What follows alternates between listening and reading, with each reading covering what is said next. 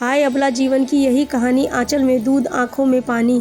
आमतौर पर भारतीय स्त्रियों के शक्तिकरण के आंदोलन से पहले यही छवि पेश की जाती रही है। सती सावित्री होना अबला स्त्री की पहचान रही है, लेकिन क्या सनातन धर्म में सती सावित्री का उद्बोधन अबला नारी के लिए प्रयोग किया जाता था, या फिर सती सावित्री होना शक्तिकरण की पहचान रही थी? वट सावित्री व्रत के उपलक्ष्य पर इसी के विवेचन का प्रयास करते हैं। भारतीय परंपराओं में सती सावित्री, सती कुंती, द्रौपदी, तारा आदि को प्रायः स्मरणीय नारियों के रूप में वंदनीय माना जाता रहा है। इन स्त्रियों में एक विशेष बात यह थी कि यह अपने अधिकारों के लिए लड़ने वाली रही थी। सती ने अपने पिता के विरोध में उन शिव से विवाह किया था जिनसे वह प्रेम करती थी। सती का विवाह शिव से एक विद्रोह से कम नहीं था। सती ने आत्मदाह भी किया तो अपने प्रेम के लिए। वह अपने पति शिव की निंदा सहन नहीं कर सकती थी। जब उनके पिता दक्ष ने उनके पति शिव को अपमानित किया तो सती अपने पिता से लड़ पड़ी और उन्होंने यज्ञ कुंड में आत्मदाह कर लिया। सावित्री और सत्यवान की कथा को भी आमतौर पर एक नारी के प्रतिव्रता धर्म की जाति के रूप में दिखाया जाता रहा है, लेकिन महाभारत के वन पर्व की कथा को ध्यान से पढ़ने से हमें यह पता चलता है कि किस प्रकार सावित्री ने अपनी बुद्धिमत्ता और वाक् चतुराई से अपने मृतक पति सत्यवान को पुनः जीवित करने में सफलता प्राप्त की थी। मूल कथा सही है कि सावित्री अपनी इच्छा से अपने वर के रूप में सत्यवान का चुनाव करती है।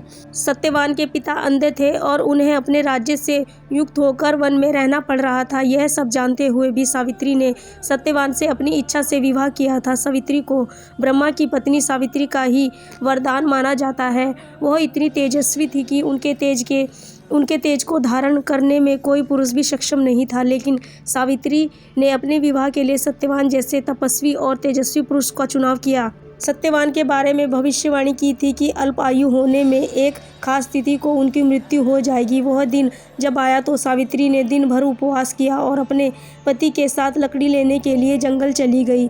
सत्यवान के सिर पर तेज दर्द हुआ और वह मृतक हो गए। सावित्री ने देखा कि सत्यवान के पास एक ही दिव्य पुरुष खड़ा है। सावित्री ने उस दिव्य पुरुष का परिचय पूछा तो उस दिव्य पुरुष ने अपना नाम यमराज बताया। यमराज के कहते ही वह सत्यवान की आत्मा को ले जाने के लिए आए हैं। सावित्री भी यमराज के पीछे पीछे चल पड़ी। यमराज ने सावित्री से कहा कि वह वापस लौट जाए क्योंकि अभी सावित्री का जीवन बाकी है। सावित्री ने कहा कि जहाँ उनके पति हैं वहीं उनका होना धर्म है। जहाँ मेरे पति ले जाए जाते हैं अथवा स्वयं ये जहाँ जा रहे हैं वहीं मुझे भी जाना चाहिए। यही सनातन धर्म है। इसके बाद सावित्री अपनी बुद्धि और प्रदर्शन करते हुए यमराज से निरुक्त करती है। सावित्री बोली, तत्वदर्शी विद्वान ऐसे कहते हैं कि 7 कदम चलने से मैत्रिक संबंध स्थापित हो जाते हैं। इसी मित्रता को सामने रखकर मैं आपसे कुछ निवेदन करूंगी, उसे सुनिए। इसके बाद सावित्री यमराज के सामने अपने धर्म ज्ञान का परिचय देती है, जिससे यमराज संतुष्ट हो जाते हैं और सावित्री को एक वचन मांगने को कहते हैं। यमराज बोले, अनिदित्य तू लौट जा। स्वर, अक्षर, व्यंजन और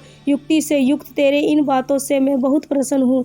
तू यहाँ मुझसे कोई वर मांग ले, सत्यवान के जीवन के सिवा और कुछ भी मैं तुझे दे सकता हूँ। सावित्री ने यमराज को पहली बार निरुक्त करने के बाद उसने स्वयं के लिए नहीं बल्कि अपने अंधे ससुर धूम्रसेन के लिए वर के रूप में आंखों की ज्योति मांग ली। इसके बाद यमराज ने सावित्री को लौट जाने के लिए कहा, लेकिन सावित्री ने लौटने से इनकार कर दिया और फिर एक और युक्ति लगाकर यमराज को एक और वर देने के लिए विवश कर दिया। सावित्री ने कहा, सत्य पुरुषों का एक समागम भी अत्यंत अभिष्ट हो जाता है, इसके साथ ही मित्र हो जाता है। उसे भी बढ़कर बताया गया है, साधु पुरुष का सत्य कभी निष्फल नहीं होता, अतः सदा सत्य पुरुषों की समीप ही रहना चाहिए। पहले सावित्री ने यमराज को मित्र बनाया, उसके बाद सावित्री ने यमराज को सत्य पुरुष कहकर उनकी प्रशंसा की। यमराज एक बार फिर उन्हें वर देने के लिए विवश हो गए।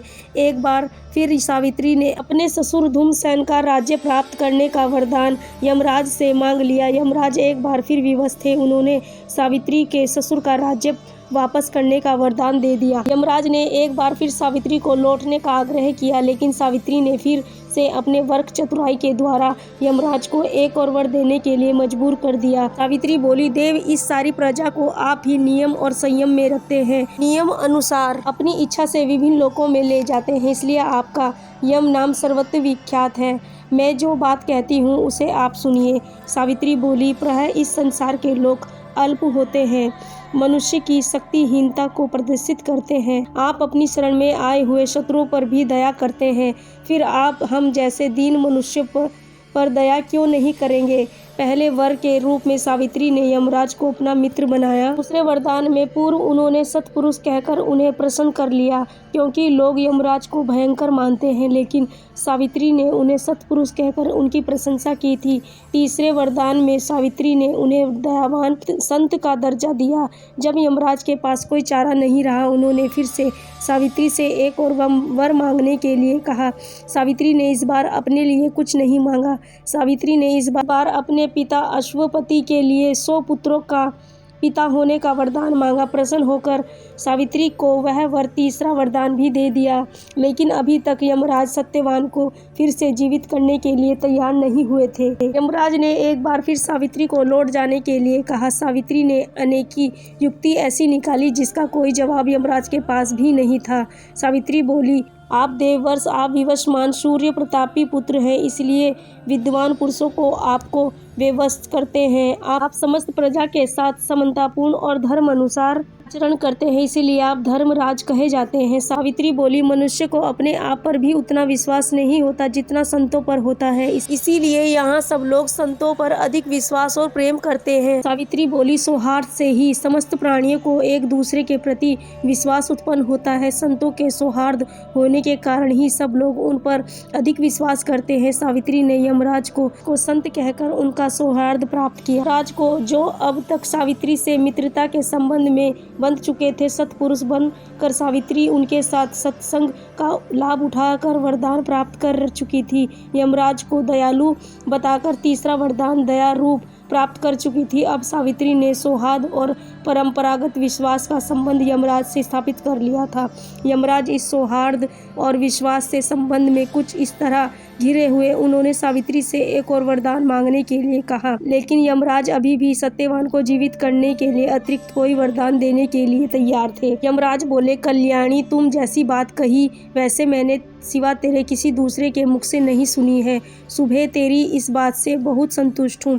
तू सत्यवान के जीवन के सिवा कुछ और चौथा वरदान मांग ले, यह कहकर लौट जा। सावित्री ने वरदान मांगने के आदेश पर ऐसी युक्ति लगाई जिससे कोई भी मिसाल नहीं मिलती। सावित्री ने सीधे सीधे सत्यवान का जीवन नहीं मांगा, बल्कि एक ऐसा वरदान जिसके बाद यमराज के पास सत्यवान का जीवन वापस करने के अलावा कोई रास्ता बचा ही नहीं। सावित्री बोली, मेरे और सत्यवान दोनों के सहयोग से कुल की वृद्धि करने वाले बल और पराक्रम से सुशोभित 100 पुत्रों का वरदान हो, यह मैं अपने चौथे वर में मांगती हूँ। इस वरदान से सावित्री ने यह स्पष्ट कर दिया कि उनके औसत पुत्र सत्यवान से ही हो। अब यह स्पष्ट नहीं था कि सत्यवान शरीर धारण करके पुत्र उत्पन्न करेगा या फिर आसारिक रूप से यमराज के चमत्कार रूप द्वारा सावित्री को सत्यवान के पुत्रों की प्राप्ति होगी। यमराज बोले, अबला, तुझे बल और पराक्रम से संपन्न और 100 पुत्र प्राप्त होंगे जो तेरी प्रशंसा को बढ़ाने वाले होंगे। राजकुमारी, अब तू लौट जा, जिससे तुझे थकावट ना हो। तू रास्ते में बहुत दूर चली आई है। यमराज इतनी देर में सावित्री की बुद्धि और धर्म ज्ञान और उसके गुणों से इतनी प्रभावित हो चुके थे कि उन्हें याद ही नहीं रहा कि बिना पति के संयोग से औसतन पुत्र की प्राप्ति संभव ही नहीं है। यमराज ने बिना विचार किए ही सावित्री के ज्ञान की वशीभूत होकर वरदान दे दिया। सावित्री ने यमराज को इस भूल को याद दिलाते हुए कहा। सावित्री ने कहा, आपने मुझे जो पुत्र प्राप्त करने का वरदान दिया है वह पुण्यम दाम्पत्य संयोग के बिना सफल ही नहीं होगा। अन्य वरों की जैसे स्थिति है वैसे इस अंतिम वरदान की नहीं है, इसलिए मैं पुनः यह वर मांगती हूँ कि यह सत्यवान जीवित हो जाए, क्योंकि बिना पति के मेरा कोई सम्मान ही नहीं होगा। यमराज के पास अब सत्यवान को जीवित करने के सिवा कोई रास्ता नहीं बचा।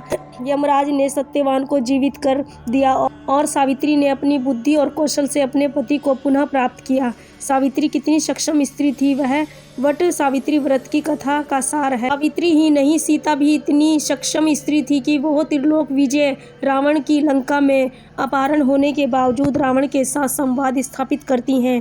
उसमें इतने निडर और अपने पति श्री राम के प्रति अगाध प्रेम ही स्थापित होता है। द्रौपदी न केवल अपने पतियों के साथ वन गमन करती है, बल्कि लगातार युधिष्ठिर और अन्य पांडव को भी प्रोत्साहन करती रहती है। तारा अपने पति बल्कि लगातार सही शिक्षा देने की कोशिश करती रहती है। यही सनातन धर्म की स्त्रियों की समानता और सबल स्त्रियों की परंपरा रही है। तो दोस्तों, आप लोगों को यह सावित्री की अद्भुत और विचित्र कथा कैसी लगी, प्लीज़ कमेंट करके ज़रूर बताएं। और आप लोग की क्या राय है, प्लीज़ ये भी कमेंट करके बताएं। और आप लोग हमारे चैनल पे न्यू हैं तो हमारे चैनल को लाइक करें, शेयर करें, कमेंट करें, सब्सक्राइब करें और हमें सपोर्ट करते रहे। सभी का दिल से धन्यवाद। महादेव आप सभी के कष्ट दूर करें। हर हर महादेव। सभी का दिल से थैंक यू, धन्यवाद।